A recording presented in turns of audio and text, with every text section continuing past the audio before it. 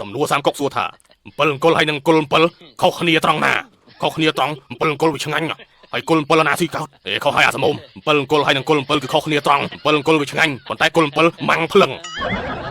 សំណួរបន្ទាប់សួរថាតើសៀវភៅមួយក្បាលហើយនឹងក្បាលមួយសៀវភៅខុសគ្នានៅត្រង់ណាខុសគ្នាត្រង់មួយសៀវភៅមួយក្បាលមួយទៀតក្បាលមួយសៀវភៅហ្នឹងគឺត្រូវគ្រូវាយមែនទេខុសហើយសៀវភៅមួយក្បាលហ្នឹងគឺជាគុណនាមហើយក្បាលមួយសៀវភៅហ្នឹងកិរិយាសព្ទកិរិយាចាំបាច់មានសព្ទបើឯងអត់សព្ទទេមិនបានក្បាលមួយសៀវភៅតើបទចម្រៀងដែលមានចំណងជើងថាសន្យាមុនគេងបានន័យថាម៉េចបទនឹងបានន័យថាគេនិយាយទូរស័ព្ទមុនពេលចូលគេងសន្យាស្រឡាញ់គ្នាស្មោះស្ម័គ្រហើយក៏គេងបាត់ទៅខុសហើយសន្យាមុនគេងបានន័យថាឲ្យប្រមាណដូចយកពេកនោះនៅផ្លូវវិញផ្សេងចឹងសន្យាហើយដល់ពេលចូលផ្ទះសំណាក់ស្ទាបមើលលេខដុសផ្លែទៅតឹងដល់ពេលយកពេកខ្ទើយនឹងស្រែកថាឯណាទៅសន្យាមុនគេងសូមជូនរឿងនិទានមុខជ្រួញ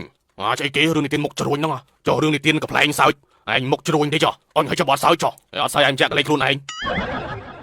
មានកូនក្មេងម្នាក់កើតមកដល់អាយុ10ឆ្នាំនៅតែអត់ចេះនិយាយម៉ែឪក៏បានទៅរកគ្រូនឹងប្រាប់ថាកូននឹងបើចេះនិយាយហៅនរណានឹងស្លាប់ដល់ទៅពេលថ្ងៃមួយនោះតាមកពីស្រែវិញស្រាប់តែកូនក្មេងនឹងចេះនិយាយគ្រាន់តែហៅតានៅកាច់ត្រុល700បាត់វាមិនដែលទេអានេះក៏ហក់មនុស្សទាំងរស់ហ្មងគេក៏ហក់មនុស្សរស់ហ្នឹងដល់ពេលឯងងាប់បាត់អាណាទៅក៏ហក់ឯងកើត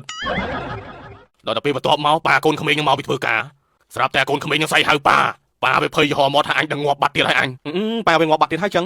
ប៉ាវាមានងាប់ឯណាខំស្ទាបដៃស្ទាបជើងមកចំអញនៅរស់ស្រាប់តែពេកមួយទល់មុខផ្ទះនោះបកាច់ត្រុលងាប់បាត់ដល់ពេលប៉ាកូនក្មេងនិយាយថាអូយហេងហើយអញមិនមែនឪវា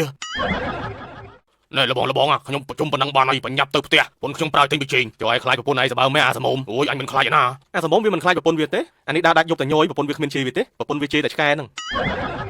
អាឆ្កែឯងមើលម៉ោងប្រហែលហើយប្រពន្ធវាសួរឆ្កែថាម៉ោងប៉ុន្មានហើយ